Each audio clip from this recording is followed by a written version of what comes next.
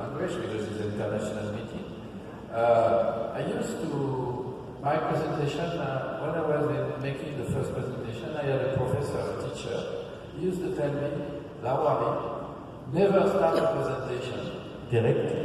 Always make a joke or ask a question. So I'm going to ask a question just to warm a little bit. I am sorry also a little bit for some of the colleagues who are coming after, like the colleague of Bacon Dickinson for the launch of the campaign of the resistance des micro, I'm confusing now the language, antimicrobial resistance here. So we are going to have a little bit of delay, but I think we are going to make it. You shouldn't be worried, because we have the conference of press conference, and I have to go there. So my former teacher used to tell me, make a joke or ask a question. So I'm going to ask a question. I'm a vaccine specialist, epidemiologist. So, and also, one thing I want to reassure all of you is we are talking about health products. So it means medicine and medical device. So not to forget our colleagues who are working in medical device. So my question to you is, if I ask you today, and be honest, it's not a big problem, who got a vaccine, hepatitis B? Who was immunized for hepatitis B vaccine? Can you just raise your hand?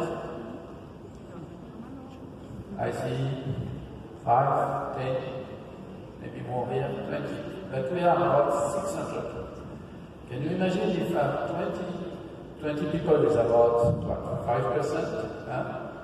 Mass measures? So if we have, when I ask this question is because the regulatory science is not only taking care of what is new, it's also trying to optimize the current model. And it means what we have, we should use it, and better. And we have a lot of things that exist in the world, and we have vaccines. And we have resistance for the antibiotic now. That is a big issue. Because if tomorrow nobody can cure himself with a medicine, what do you have? And then we have a vaccine that can prevent. So why I ask you this question is because still, whether it's Mexico or other countries in the world, and we have a very good example in Europe today, or in the States, we had an epidemic of measles.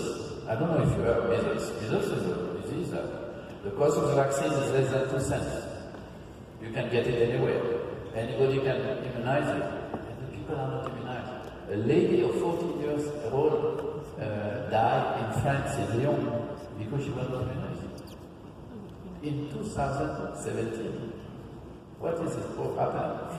So I'm going to talk to you about not the detail of regulatory science, because probably you heard about a lot of regulatory science. Just give you a little aspect of regulatory science, but also why the Center of Excellence is working on regulatory science and how we try to do the job. And for me, it's an opening, also a call for all of you who are in this room to try to come and collaborate with us to do some work. We need the Camino de la Lucha de la Resistance Antimicrobiana with different collaborators from university, industry, and regulator.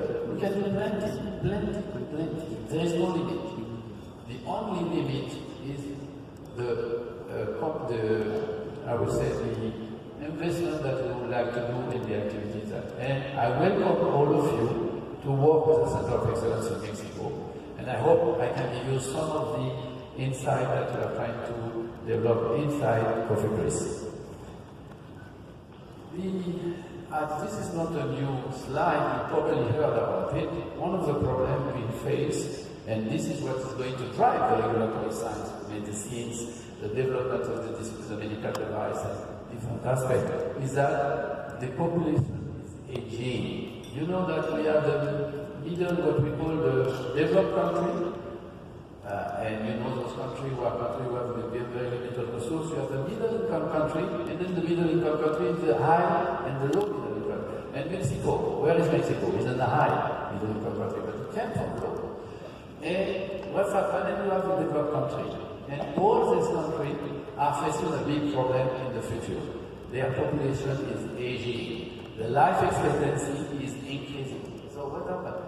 So the paradigm, the way we address the medicine is changing. It's the people who are sick are different. And the immunity of the people is changing with the environmental conditions, as you know. That in this slide, you see that the population in Mexico is going to face what the developed countries are facing today. In Europe, in Japan, the people are living longer and they need different access, different type of health care. The other aspect is the demographic transition. The disease pattern change also. Before, we had a lot of infectious disease. We got vaccines. I mean, I got tuberculosis. I got the vaccines. I got tuberculosis. Why I got tuberculosis and why I was vaccinated? Because, like a lot of vaccine, you have to do a recall, to give another dose at a certain time. And I didn't get that second dose or that third dose. And I got the disease at the time, my immunity failed. But I was cured because we find antibiotics. The first antibiotic I got was the rifampicin. It was an antibiotic that was treating tuberculosis. And I was very happy at that time because I was 15. I had the access to the first rifampicin, rifadin, which is the first antibiotic that was developed at the time. And I was talking about the year 1969, 65. So can you imagine? I was saved because first I was the vaccine, and second because I get the medicine. Otherwise, you will not see me today.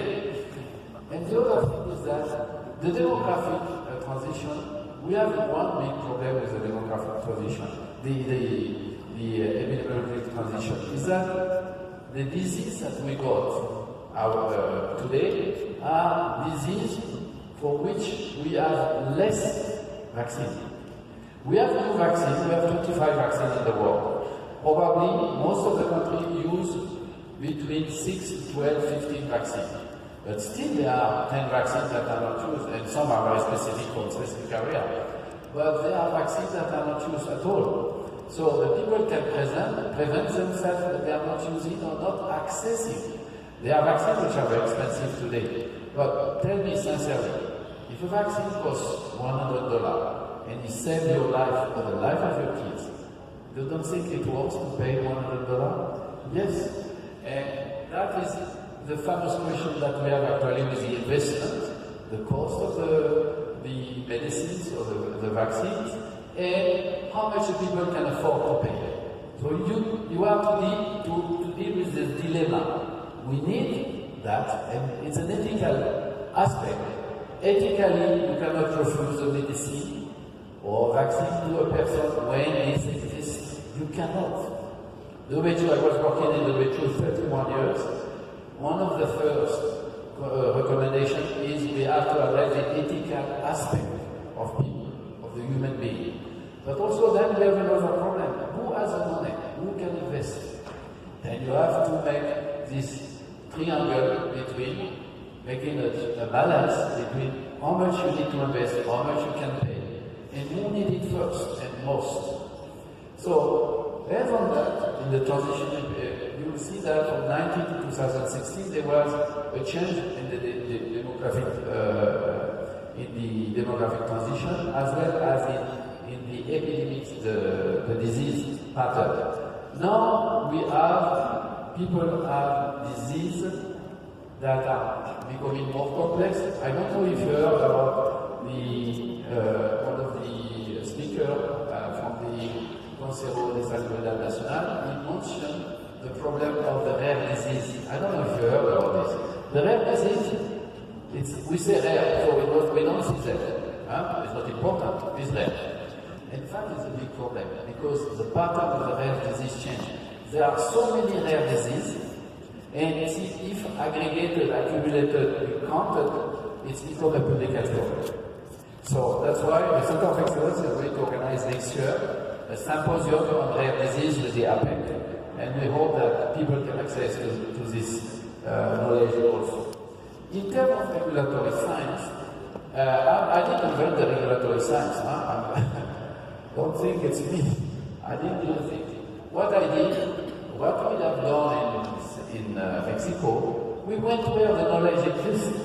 And the knowledge exists everywhere. First, in the advanced regulatory system, like you know, the developed country, the FDA, EMA, Japan, all this country, even China, all those countries have developed practice and they have invested in their network. And then, but the objective was, how can we use all these science that exists everywhere? And you have a lot of people who stimulate the science. Industry, non-governmental organization, foundation.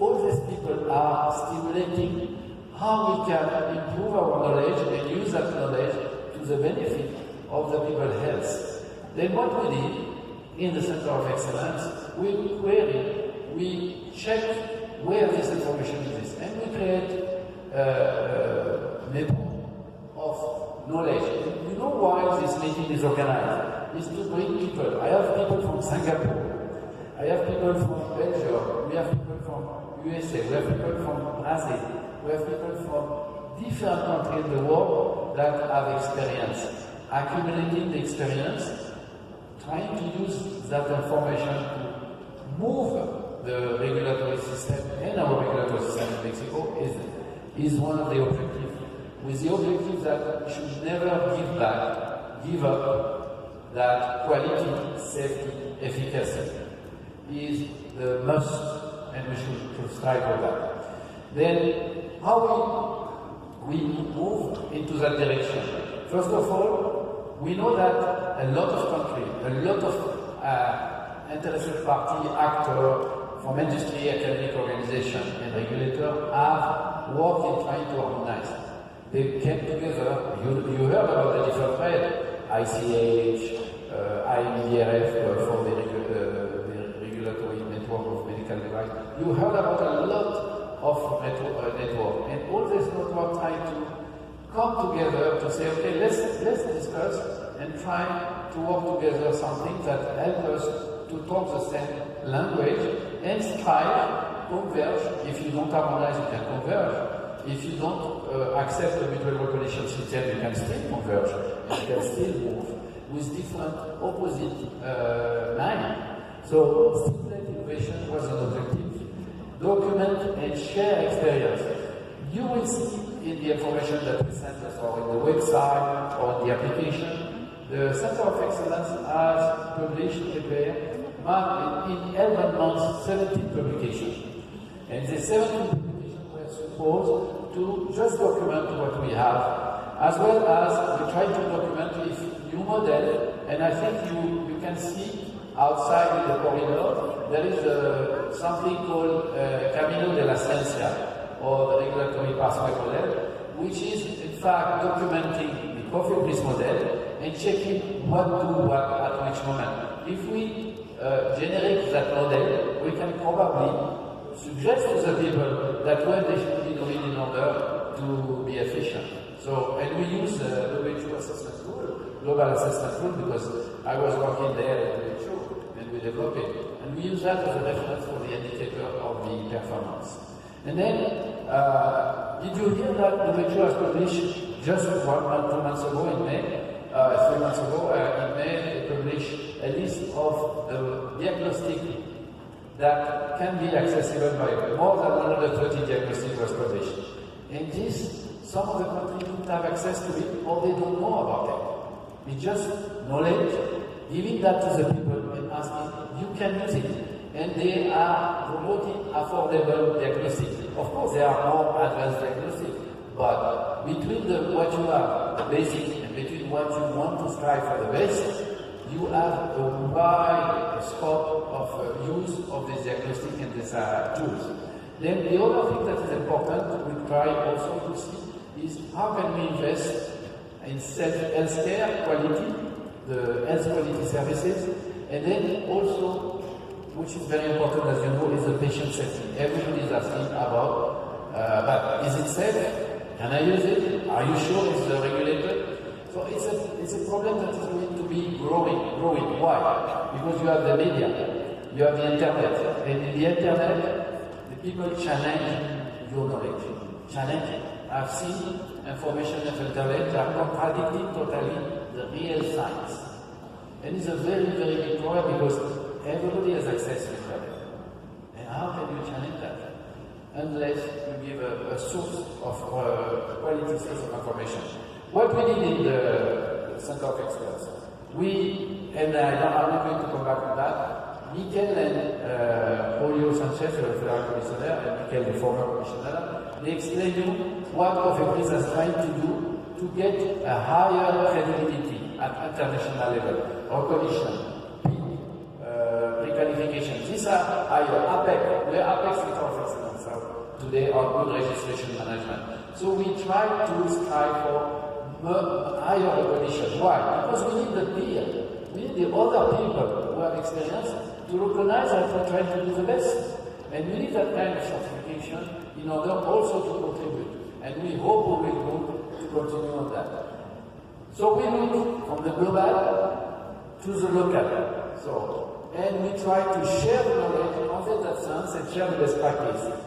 And how we do that? Through a platform of actions with the different stakeholders, industry, academia, where they are there, the science, and the regulator, and now the patient. All this can work together for that. And we try to make like a cookie where we make a little bit of salt and different salsa. And you know, Mexico is one of the countries that has the most salsa and salt in the world. Huh? And I'm trying to do that what we have. And we can do a lot, I can tell you. So, in our objective is promote, share, allow free access. So, we're not inventing the wheel. If you have an expert, if you have science, if you have knowledge, if you have experience, please come work with us.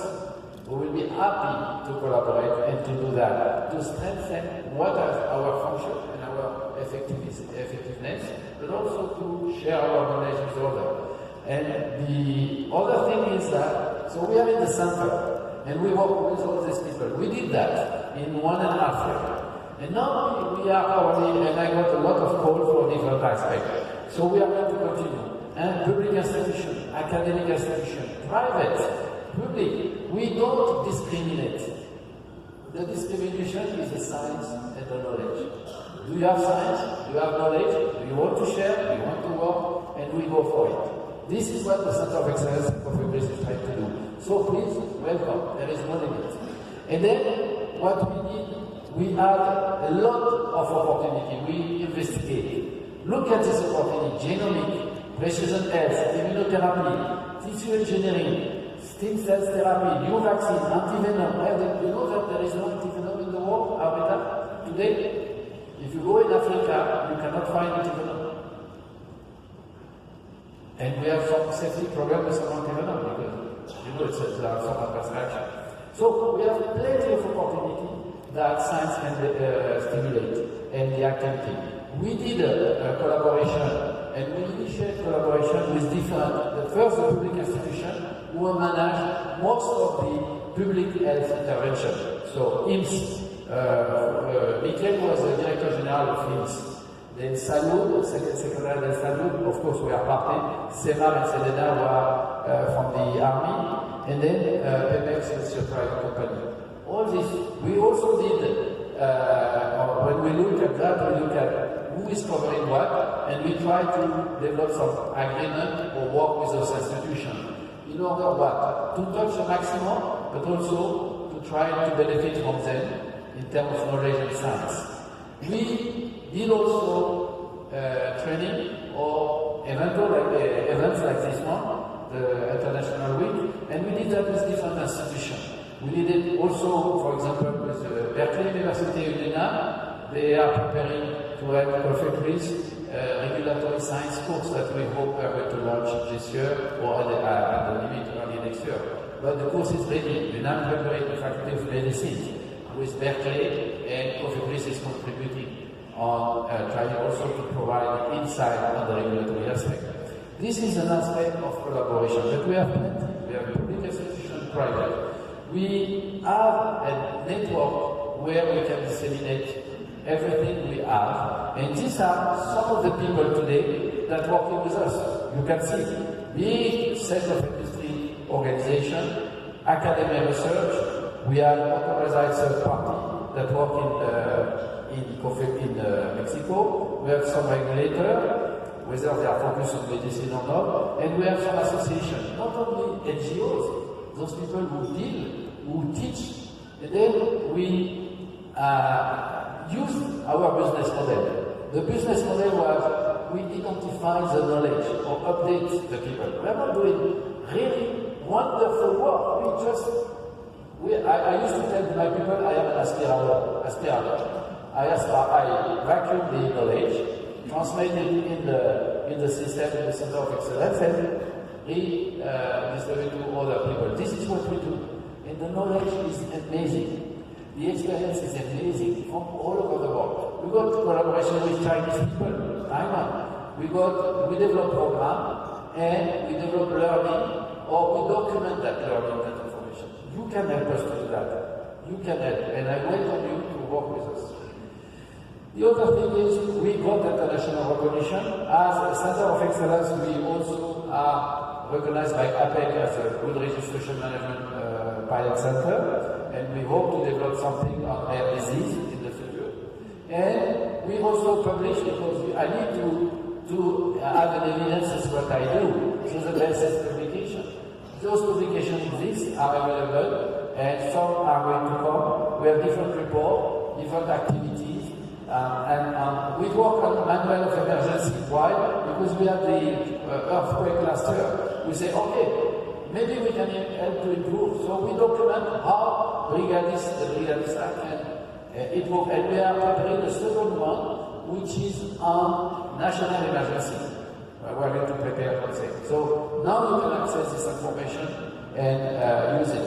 We have something we have also project with non-government organization to develop some model of health. We also have documented different activity, and we identify that cannabis was an issue in terms of knowledge. So we are preparing this last publication, the cannabis in Mexico, and the legislation, the regulation, and the benefit and the risk for the people, for the health. And we are also working, and this international week is going to have a report. All what we have done is recorded and will be translated into a documentation with probably a series of small publications. So everything we said will be there and available. We are not going to forget that knowledge that you are giving us during that week and these 3 days. So thank you very much for your work. This is my team, and thanks to them for the work. Thank you.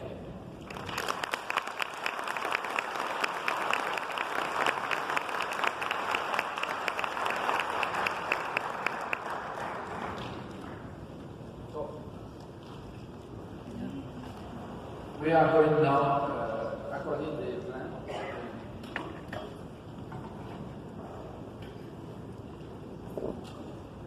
Going to call the colleague for the launch of the resistance.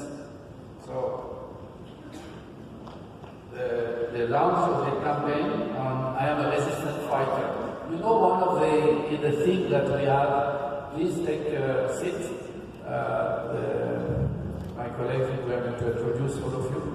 So we are going to launch this campaign on resistant fighter, because one of the things that we are in this